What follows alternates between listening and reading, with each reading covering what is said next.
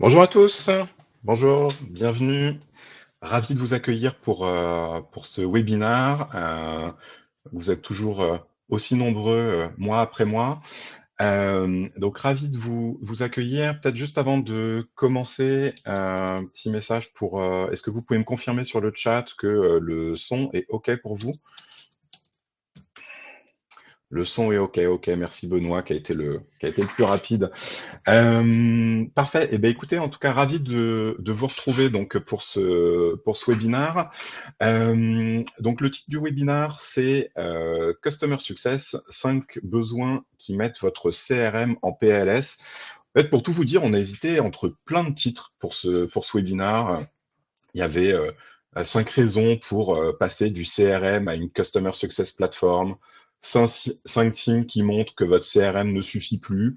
Et finalement, on a choisi ce titre-là, celui que vous avez sous les yeux, 5 besoins qui mettent votre CRM en PLS. On trouvait que ça sonnait bien, le CRM en PLS. Donc, voilà pourquoi on a choisi ce titre-là. Globalement, dans tous les cas, l'idée, c'était du coup de parler de CRM, des CRM que vous connaissez, hein, que beaucoup d'entre vous vont utiliser, qui vont être des CRM comme HubSpot, Salesforce, Pipedrive et potentiellement d'autres, et de voir et de discuter de Customer Success Platform et de voir comment finalement ces deux outils se complètent ou comment les Customer Success Platform, en tout cas, peuvent vous permettre euh, d'adresser des cas d'usage que les CRM vous permettent pas ou pas forcément bien d'adresser. Et je sais que même dans la population Customer Success, il y a des gens qui, et probablement certains parmi vous, qui sont pas toujours parfaitement au clair, qui ont entendu parler de Customer Success Platform, mais qui sont pas parfaitement au clair sur ce qui fait la différence entre un CRM et une Customer Success Platform.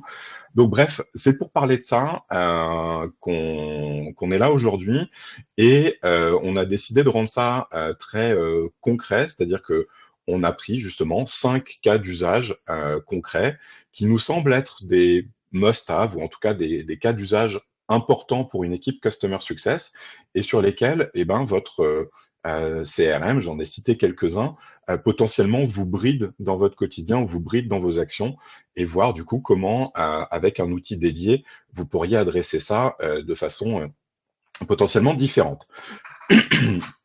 Donc voilà un peu pour l'ordre du jour. Vous avez du coup commencé à utiliser le chat qui est en bas à droite. Juste à côté, vous avez un petit bouton questions. Si vous avez des questions, n'hésitez pas à les poser là-dedans.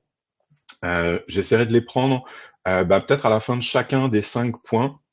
En tout cas, prendre les questions qui sont relatives à ce qu'on vient d'aborder, voilà, pour rendre aussi le webinaire le plus interactif possible. Euh, donc, écoutez, je vous propose qu'on attaque directement dans le vif du sujet, en commençant donc par le premier cas d'usage. Vous avez compris, il y en aura 5, mais le premier point qui fait qu'aujourd'hui, votre CRM ne vous permet peut-être pas d'être au top de vos performances en tant qu'équipe Customer Success. Et ce premier point, c'est le côté vision client 360. Pour illustrer ça, on a fait un petit, un petit schéma, une petite slide, où en gros, voilà, quand vous arrivez en tant que Customer Success, généralement dans une équipe, on vous dit, bah écoutez, voilà, il y a déjà un CRM qui est en place, qui a été mis en place par l'équipe commerciale, donc voilà, ça peut être HubSpot, Pipedrive, Salesforce, ça peut être d'autres outils. Donc voilà, globalement, toi, en tant que CSM, c'est là-dedans qu'on va te demander de venir consigner les informations, ce qui part plutôt potentiellement d'une intention qui est louable, qui est de dire, en fait, on va mettre toutes les équipes autour d'un même outil et commencer à faire travailler tout le monde ensemble et avoir toutes les informations au même endroit. Sauf qu'en fait, rapidement, mon petit CSM qui sourit au milieu, il réalise qu'en fait, ok, mais dans mon CRM, j'ai pas toutes les informations. Si je veux savoir si mes utilisateurs se connectent, utilisent ma plateforme, savoir quels utilisateurs utilisent quelle feature, et soit je suis obligé d'aller dans mon back-office, mon interface finalement d'administration, soit je vais utiliser des outils plutôt orientés produits comme on en cite quelques-uns, Pendo, Mixpanel, etc., qui vont me permettre d'avoir des stats sur l'utilisation que mes clients ont de ma plateforme. OK. Et puis, on s'aperçoit que très bien, mais en fait, dans HubSpot, etc., les données contractuelles, elles sont peut-être plus à jour. C'est des données que j'avais à l'époque où le client a été signé, sauf qu'en fait, bah, derrière, son renouvellement et son abonnement a évolué, qu'en fait, les données de facturation et les bonnes dates d'abonnement, c'est dans Stripe ou dans ChargeBee que je vais les avoir. Donc, je rajoute un énième outil. Et puis là, mon CSM il commence à faire vraiment la tête parce que à côté de ça, bah, il y a aussi un outil de ticketing dans lequel je sais si mon client il a ouvert des tickets, s'il a des demandes de features, des problématiques avec ma plateforme. Et évidemment, j'échange des mails, etc. J'ai peut-être des channels sur Slack sur lesquels j'échange sur chacun de mes clients. Donc bref, en fait, quand on fait le tour, on s'aperçoit que beaucoup et une grande majorité d'équipes CSM, et probablement que vous êtes concerné par ça, utilisent en fait 3, 4, 5 outils pour avoir des informations sur ses clients. Et en fait, quand on est dans une situation comme celle-ci, 3, 4, 5 outils, bah souvent, en fait, on a même un management qui nous demande de consolider de l'information pour avoir justement cette vision 360. Donc, on se retrouve à maintenir à la main des spreadsheets pour essayer de surveiller si nos clients vont bien, etc. Ce qui n'est pas forcément extrêmement confortable.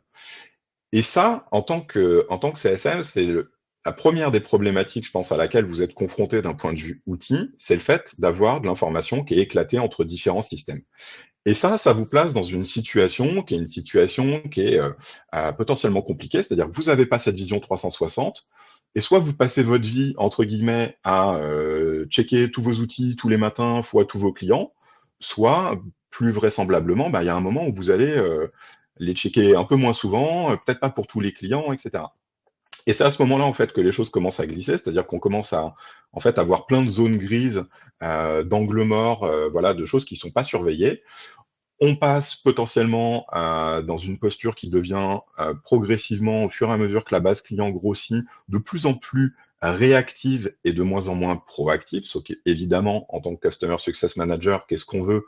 C'est plutôt être à l'initiative et impulser des actions au niveau client et pas juste être là pour répondre à leurs besoins. Et au final, dans le pire des cas, ça peut se traduire par du churn qu'on n'avait pas vu venir, ce qui est une possibilité, mais sans aller jusque-là. C'est-à-dire qu'il y a peut-être des choses qu'on va déjà rater parce qu'on n'est pas là au bon moment, qu'on n'a pas détecté l'opportunité qu'on aurait pu saisir d'un point de vue commercial. Donc ça, c'est le premier point sur lequel les CRM sont assez limitants, c'est ce côté vision 360. Avec une Customer Success Platform type Scalin, ce que vous allez faire, c'est que vous allez pouvoir en fait connecter en quelques clics vos différents outils avec des intégrations qui, pour la majorité des outils, on va dire les plus répandus, va se faire en quelques clics. Et vous allez connecter ben, votre CRM, votre solution de ticketing, votre solution de facturation. Vous allez connecter votre back-office et vous allez vous retrouver avec toutes ces informations centralisées de façon automatique sur un dashboard qui, dans notre cas, ressemble à ça. Mais sur ce dashboard, je suis capable de savoir pour chacun de mes clients à quel client j'ai parlé la dernière fois. Est-ce que j'ai un next step qui est prévu? Est-ce que c'est un client qui se connecte à ma plateforme? Combien est-ce que j'ai d'utilisateurs actifs? Sur quelle tendance je m'inscris? Quel est le score de santé de mon client, etc. Et tout ça qui vont être des KPI alimentés en continu. Mais si je devais insister sur un KPI en particulier, c'est vraiment tout ce qui est lié à l'usage, où aujourd'hui, je pense que c'est là-dessus, pour reprendre le terme de PLS, que le CRM est le plus à l'ouest, c'est-à-dire remonter de façon granulaire qui fait quoi sur votre outil, quelles sont les features utilisées, combien vous avez d'utilisateurs actifs, etc. C'est des stats qui sont très compliqués à remonter sur un CRM, parce que la plupart des CRM, tout simplement, ne sont pas faits pour ça. C'est-à-dire, pour ceux qui sont les plus avancés, éventuellement, vous remontez quelques métriques qui vont être des agrégats au niveau du client, mais généralement, on ne va pas avoir ce grain de quel utilisateur, quelle feature, etc. Et on va voir ensuite qu'en termes d'activation, évidemment, ça a des impacts, en tout cas, plutôt que de parler d'impact, ça présente des limites. Donc voilà pour le premier cas d'usage, le côté vision 360. Deuxième cas d'usage, qui est évidemment lié à ce que je viens de dire, c'est la construction de scénarios qui vont être liés à l'usage, justement. C'est-à-dire que là, je vous montre un screenshot qui est issu de Scaling, donc de notre module qu'on appelle, nous, Playbook, mais en gros, selon les CRM, ça peut s'appeler Workflow ou autre chose. En gros, c'est le module d'automatisation. Et dans ce module d'automatisation, vous avez, je les ai encerclés ici en noir, eh ben, plein de triggers qui sont liés à l'utilisation.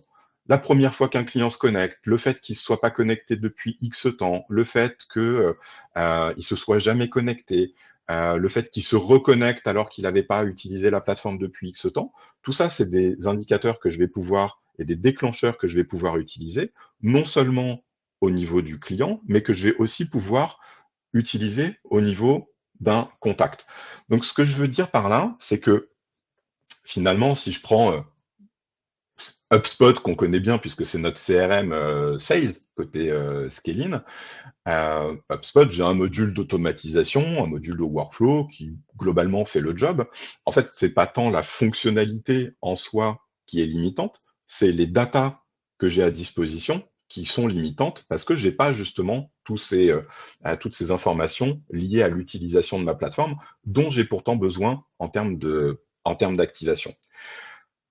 Donc concrètement, si aujourd'hui je veux lancer un scénario qui va être d'accueillir un nouvel utilisateur qui vient de se connecter pour la première fois sur ma plateforme ou qui vient d'utiliser une fonctionnalité spécifique sur ma plateforme, que je veux lui envoyer un mail dans les minutes qui suivent pour lui dire bah, écoute, voilà, j'ai vu que tu t'étais connecté, que tu avais utilisé ça, voilà nos contenus pertinents sur le sujet, voilà un webinar qu'on a fait sur le sujet, voilà une petite vidéo explicative. Et bien ça, c'est des cas d'usage qui sont compliqués à adresser avec un CRM. Donc ça, c'est dans le cas plutôt d'un onboarding, mais dans le cas où on est en train de perdre un utilisateur parce que plus ça va, moins il en fait avec la plateforme, plus il se connecte, enfin moins il se connecte fréquemment, ou il y a certaines features qui commencent à délaisser. Et ben c'est pareil, tout ça, je vais pouvoir mettre un scénario en face, voilà. Et quand on a besoin, d'activer rapidement des contacts ou d'activer rapidement, d'accompagner l'adoption ou de détecter rapidement le désengagement, c'est des choses qui sont évidemment indispensables. Et quand je disais tout à l'heure que on pouvait descendre au grain feature, c'est-à-dire que tous ces triggers, c'est des triggers que vous pouvez utiliser effectivement pour dire voilà, moi je veux pas juste savoir que mon utilisateur se connecte pour la première fois, je veux savoir que c'est la première fois qu'il utilise la feature X. Et là, je veux lui pousser du contenu particulier. Et bien ça, je vais pouvoir le faire. Et de la même façon, je vais pouvoir me créer des alertes ou des plans d'action quand j'ai certains utilisateurs clés qui commencent à se désengager de mon produit, ne se connectent plus assez souvent ou délaissent une feature que je considère comme étant centrale dans mon produit.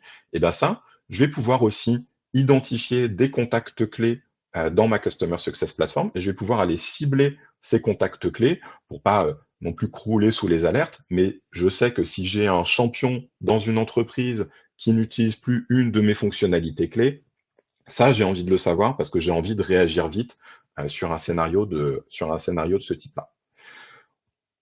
Donc voilà pour la partie utilisation, qui était le deuxième cas d'usage par rapport à la différence entre CRM et Customer Success Platform.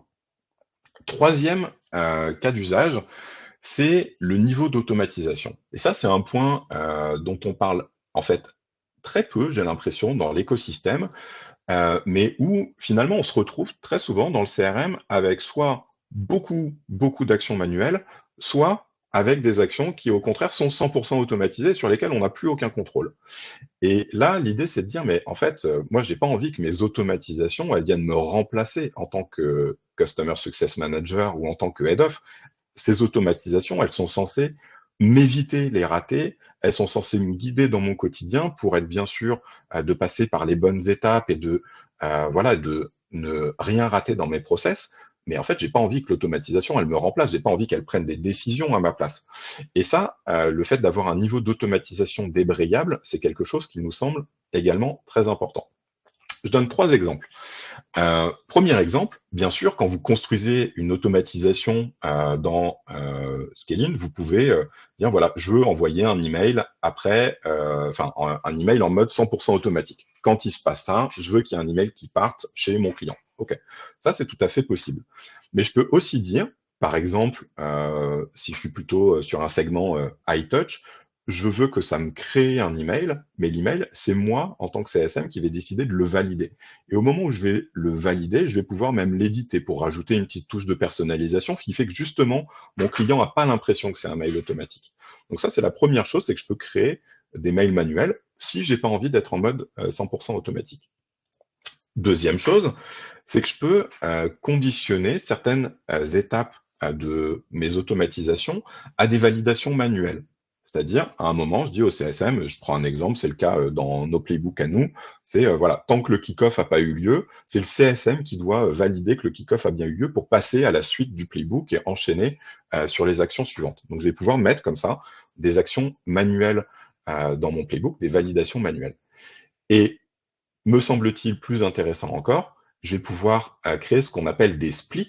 Donc, je pense que ça, dans les workflows, vous voyez ce que ça va être. C'est-à-dire, je prends un exemple tout bête, moins de 1000 euros de MRR, je suis sur un segment petit client, plus de 1000 euros, je suis sur segment gros client. Ça va être un split. Je vais avoir une branche dans mon workflow, côté CRM, mais côté Customer Success Platform, en tout cas, côté scaling, je vais pouvoir aussi créer des splits manuels. C'est-à-dire que je vais prendre un exemple là-dessus tout à l'heure, mais je vais pouvoir dire si en fonction par exemple du niveau finalement de connaissance ou de compréhension de mon client, je vais pouvoir choisir de passer sur tel ou tel scénario. J'ai un screenshot que je vous montrerai dans 2 secondes. Donc, très concrètement, ça veut dire que pour illustrer l'email avec validation manuelle, c'est bien Scaling qui va créer l'email, mais c'est le CSM qui va dire, OK, soit j'ai envie de skip cette étape-là parce que c'est pas pertinent finalement pour mon client, et donc je décide de faire des arbitrages au sein de mon automatisation, soit c'est lui qui va pouvoir confirmer ou éditer avant de confirmer l'envoi. Et pour reboucler, désolé, je passe un peu du coq à l'âne sur les 2 cas, mais pour revenir sur ce que je disais, là, j'ai une automatisation sur laquelle je dis, voilà, je suis sur un playbook onboarding, j'ai un workshop numéro 1, qui est l'étape que je vois tout en haut, et ensuite, je vais demander au CSM, par exemple, à la suite de ce workshop, OK, qu'est-ce que tu penses du niveau de compréhension de ton client? Est-ce que c'est un client qui est autonome, tu sens qu'il a l'habitude, etc., et tu sens qu'il va monter en compétence vite? Ou est-ce que tu as l'impression que c'est un peu plus compliqué, qu'il est peut-être un peu moins digitalisé que d'autres clients, etc. Et donc, c'est le CSM qui va faire ça. Et selon le choix que le CSM va faire, eh ben, je vais partir soit sur la branche 1 où je dis, ouais, bon, niveau de maturité assez faible, je vais créer une deuxième action dans ce cas-là qui va être de créer un deuxième workshop pour venir consolider les bases, par exemple. Et K2, eh ben, je vais passer directement à l'étape d'après dans mon playbook. Et ce que je veux dire, c'est que là, le CSM va rester en maîtrise des arbitrages qu'il souhaite faire à l'intérieur de son playbook. Et ça, c'est quelque chose qui est important. Encore une fois, les playbooks, c'est fait pour vous aider, c'est fait pour fluidifier les process, c'est fait pour qu'il n'y ait aucun raté par rapport à ce que vous avez pu prévoir d'un point de vue, onboarding, d'un point de vue accompagnement, etc. Ça n'est pas nécessairement fait pour vous remplacer, ou en tout cas vous remplacer sur tous les segments de clients que vous avez à gérer. Donc voilà pour les 3 premiers cas d'usage dont je voulais vous parler. Donc la vision 360, les scénarios qui sont liés à l'usage et le niveau d'automatisation qui est débrayable. J'en profite juste pour partager sur le chat aussi un lien, si il y en a à qui ça fait écho, qui souhaitent en savoir plus, etc. N'hésitez pas à prendre rendez-vous avec nous pour qu'on en discute, pour qu'on vous montre la plateforme et qu'on voit si effectivement ça fait sens pour vous d'avancer sur un sujet comme celui-ci.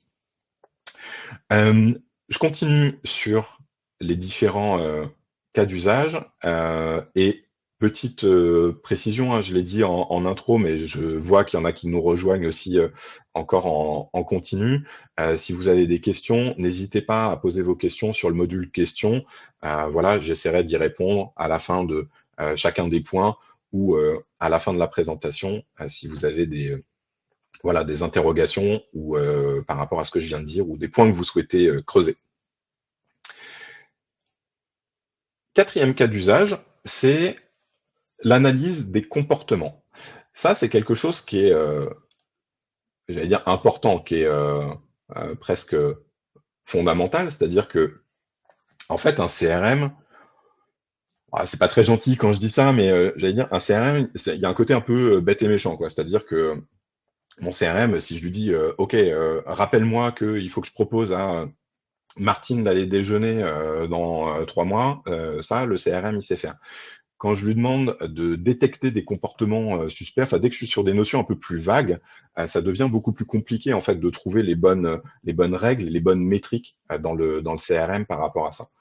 Donc, nous, qu'est-ce qu'on entend par analyse des comportements? La première chose, c'est qu'on utilise dans Céline c'est une solution qui s'appelle analyse de sentiments. C'est-à-dire que dès qu'on a un écrit sur lequel s'appuyer, on va venir scorer à la volée toutes les interactions que vous avez avec vos clients. Donc en gros, dès qu'on a un email évidemment, dès qu'on voit passer un ticket sur votre solution de ticketing, éventuellement même une note, un commentaire que le sales a laissé dans le CRM ou que le CSM a laissé directement dans Scalin, tout ça, c'est des informations qu'on va pouvoir récupérer, analyser.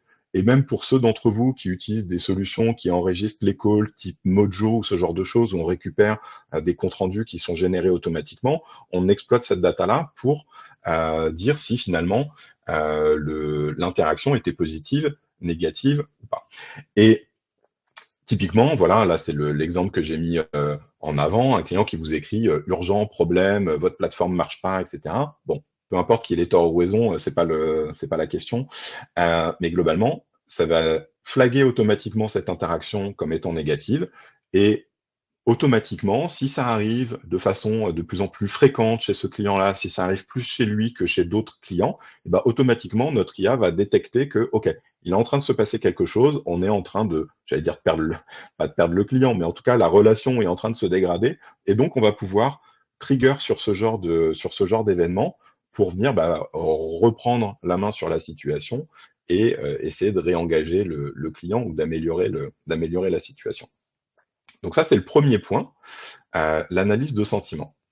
Et ensuite, ça, c'est une information qu'on va utiliser, qu'on va combiner avec d'autres informations pour calculer un score de santé. Je pense que vous êtes pour beaucoup familier de cette notion, mais qui va consister à dire finalement sur une échelle de 1 à 10, quel est l'état de santé du compte. Plus je suis proche de 10, mieux c'est, et plus le client est engagé, sûr de renouveler, plus je suis proche de 1, plus j'ai un risque que mon client churn.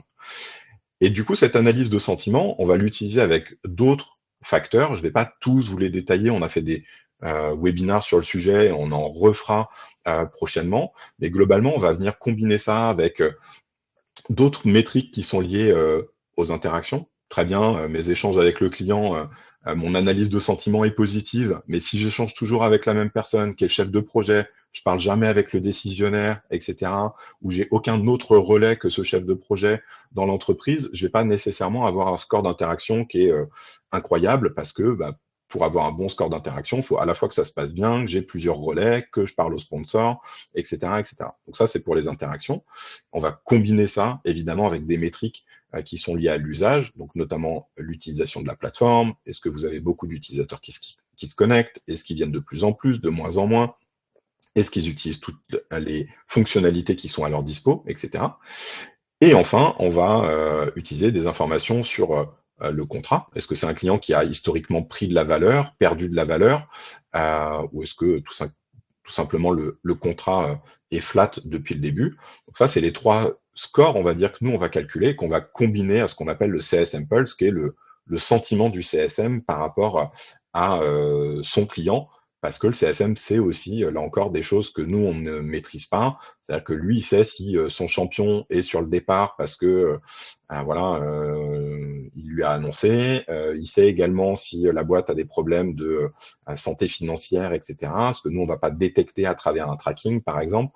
Donc, on va combiner en tout cas toutes ces notions quantitatives pour certaines et un peu plus subjectives pour d'autres, pour arriver à évaluer la santé des comptes de façon algorithmique.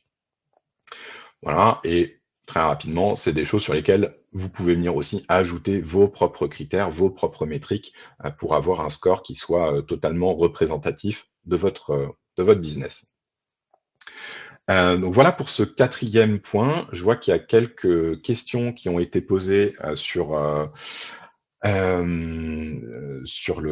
l'application. Donc Aurélie qui dit sur la partie usage, comment suivent nos utilisateurs de notre application, connexion API Cloud, est-ce que cela respecte les dernières mesures RGPD de la CNIL? Oui, c'est une question qui se pose souvent. Alors globalement, il y a plusieurs façons de le faire. Soit on va se connecter avec des outils type Product Analytics, donc j'en ai cité quelques-uns, des Pendo, des Mixpanel ou des outils comme Segment. Donc ça, c'est si vous avez déjà une techno qui est en place avec laquelle on va pouvoir s'intégrer nativement, et ça va se faire du coup en quelques clics. Soit on fournit, nous, une solution de tracking, une solution propriétaire. Bon, il y a deux technos pour le faire. Mais en gros, celle qui est le plus répandue, on vous fournit un tag JavaScript qui est un peu comme un tag Google Analytics que vous posez sur votre application et qui va collecter de l'information.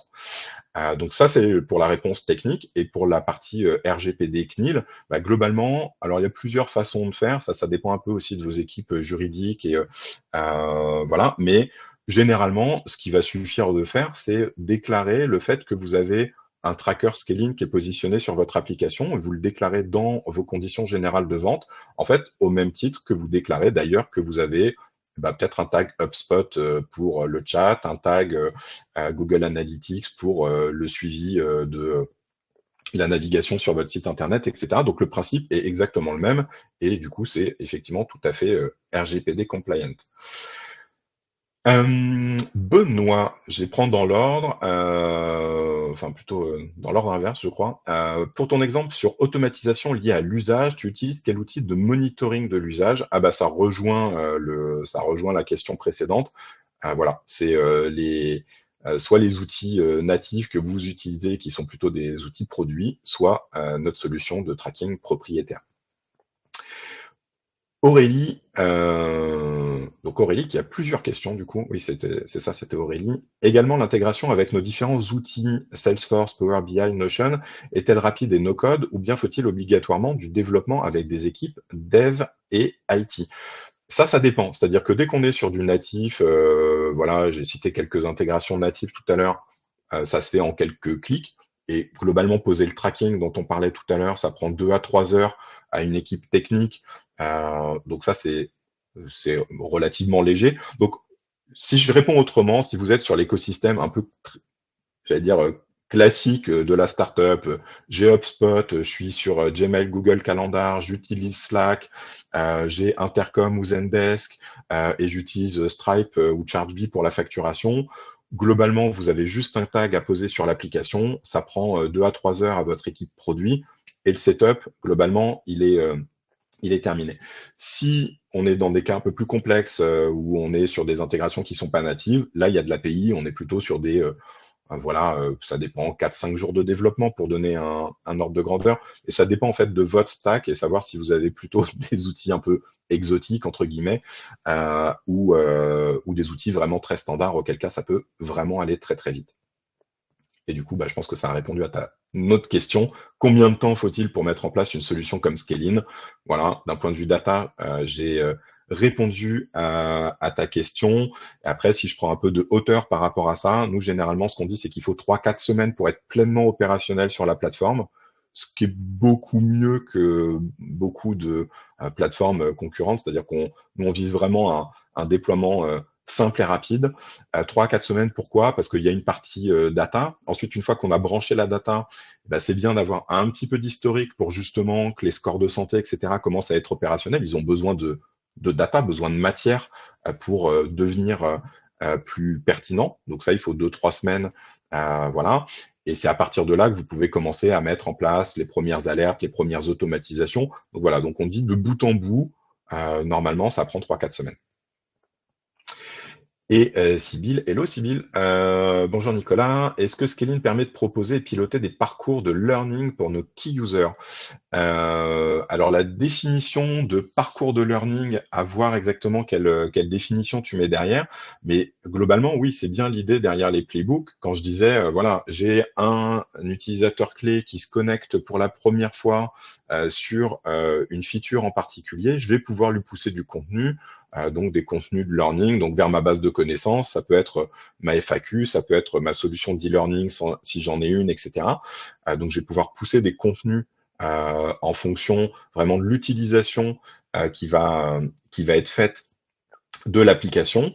Et autre point, qui est un peu techie, mais je vais l'aborder très rapidement, qui est le fait que dans des automations, on peut nous appeler ce qu'on appelle des webhooks, mais ce qui revient en fait à un moment appeler une application tierce pour lui dire, voilà, là, il faut que tu fasses ci ou il faut que tu déclenches tel scénario, voilà, ou le fait d'avoir fait ça va venir déverrouiller tel ou tel module sur ton e-learning, etc. Mais ça, c'est dans les cas un peu plus, enfin un peu plus avancés, enfin en tout cas dans les cas avancés.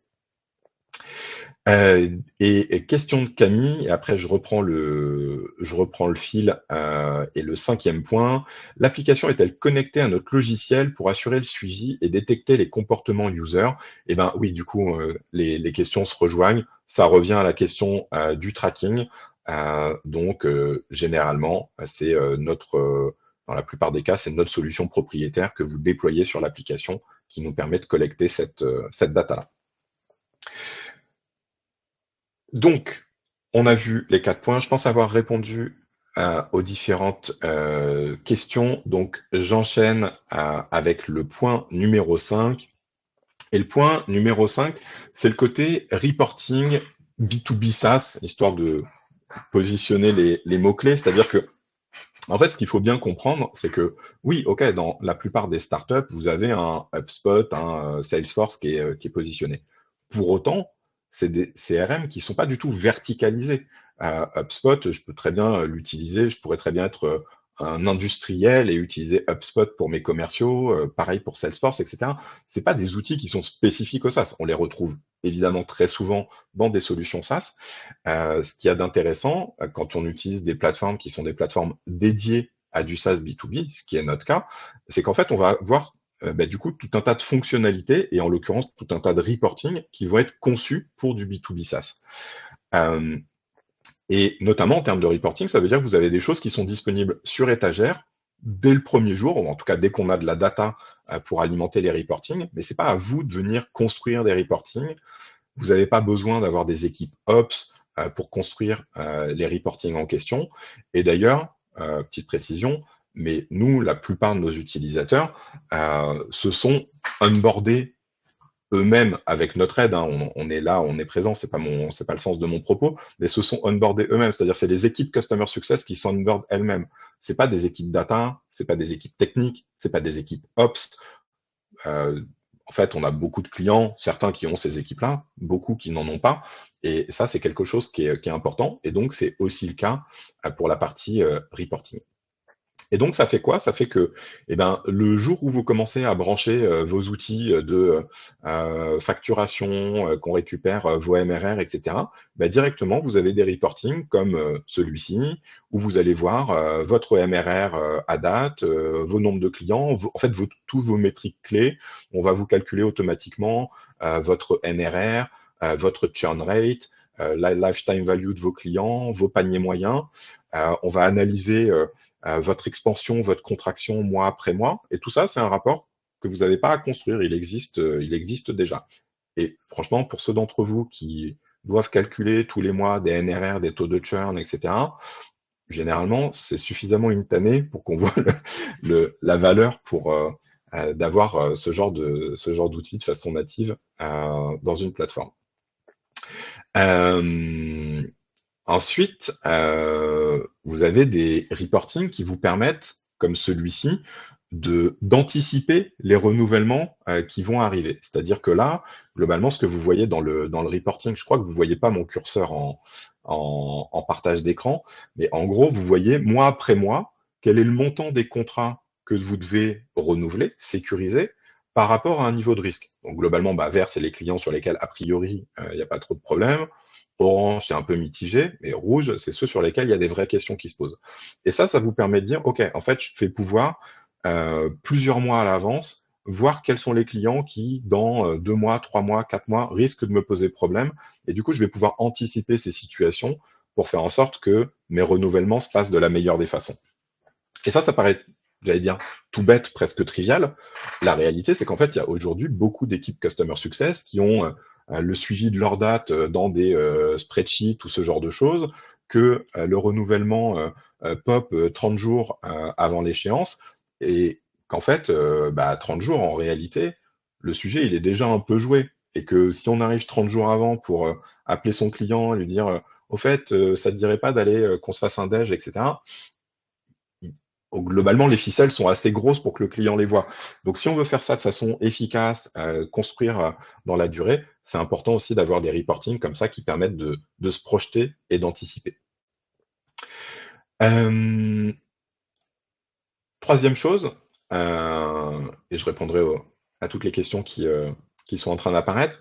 Troisième chose, c'est que vous allez pouvoir suivre aussi la performance de vos équipes. Bon, là, on voit qu'une petite partie du reporting, mais vous allez pouvoir suivre la répartition des portefeuilles en volume, en valeur, voir si la répartition des clients à risque est globalement équilibrée entre les différents CSM. Ce qu'on ne voit pas là à l'écran, c'est que vous allez pouvoir aussi suivre le niveau de charge de chacun. Si on part du principe que demain, c'est essentiellement des playbooks qui vont venir dispatcher des tâches et des actions chez les différents CSM, ça a du sens d'avoir la vue consolidée et de se dire, en fait, je vois qu'il y a tel CSM qui en ce moment est bien trop chargé pour aller confier le prochain onboarding plutôt à telle autre personne au sein de l'équipe.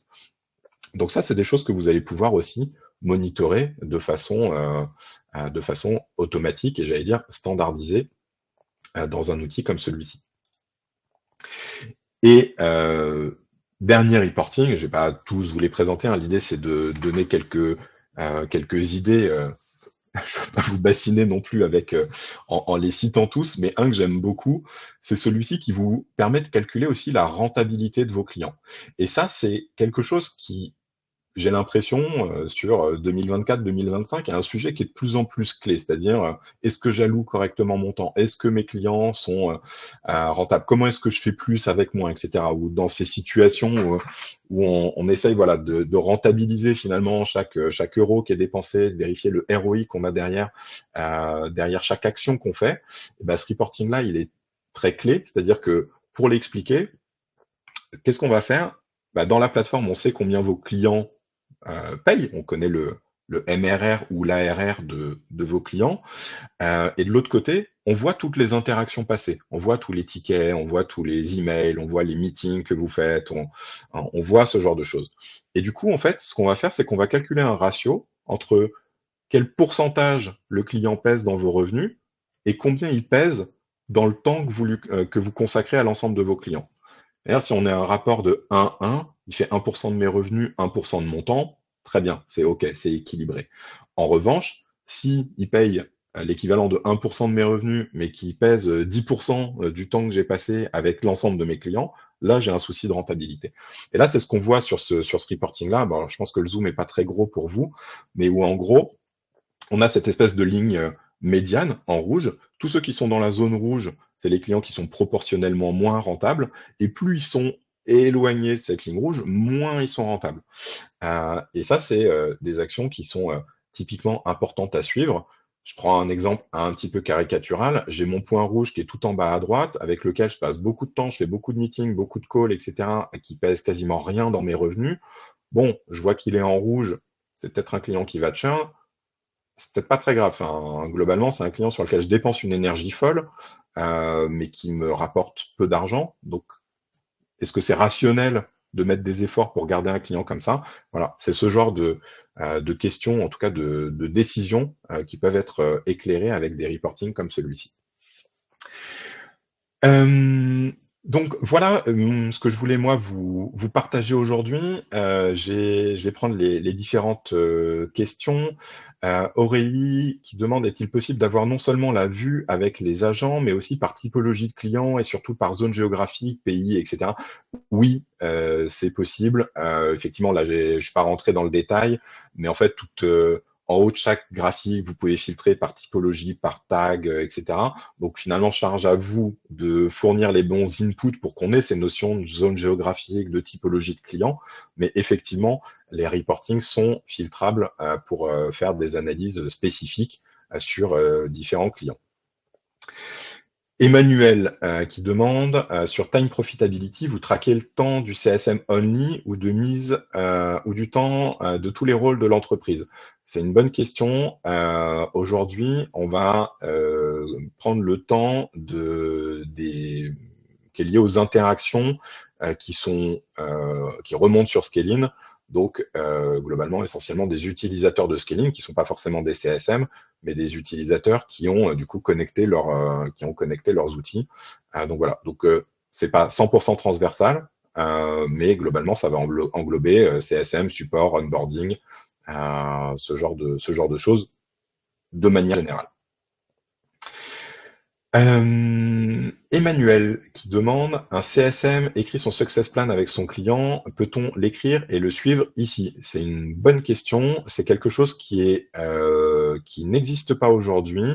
Le côté partage d'un espace avec le client, c'est quelque chose qui va arriver dans les prochains mois. Donc le fait de pouvoir avoir un projet, un success plan que je partage avec mon client, où mon client a ses propres tâches, il voit ce que lui est censé faire, ce qui est en attente pour avancer finalement lui-même dans son success plan et être responsable de ses propres actions. Donc ça, c'est quelque chose qui arrive dans les prochains mois, Emmanuel. Gabriella, le reporting est-il effectué au niveau du CSM ou au niveau de l'équipe Customer Success? Eh ben, ça dépend lequel. On a des reportings dans lesquels on peut descendre au niveau du CSM, on peut filtrer. Là, on le voit, je pense, sur mon screenshot, il y a All qui est sélectionné, mais je peux venir sélectionner en tant que CSM My Account si j'ai envie de voir uniquement les comptes dont j'ai la charge. En tant que manager, je peux filtrer sur voilà, encore une fois, un segment, une zone, un CSM, une équipe de CSM, si j'ai des équipes qui sont subdivisées sur plusieurs pays ou plusieurs verticales. Donc ça, c'est globalement, tout est possible là-dessus. Et peut-on changer MRR en ARR, par exemple? Aujourd'hui, il y a beaucoup de choses dans notre plateforme qui tournent en MRR, mais c'est une demande qu'on a régulièrement. Et en gros, c'est sur ce quarter qu'on va offrir la possibilité de dire, voilà, soit toute ma plateforme tourne en MRR, soit tout tourne en ARR. Voilà, aujourd'hui, c'est MRR pour répondre directement à la question.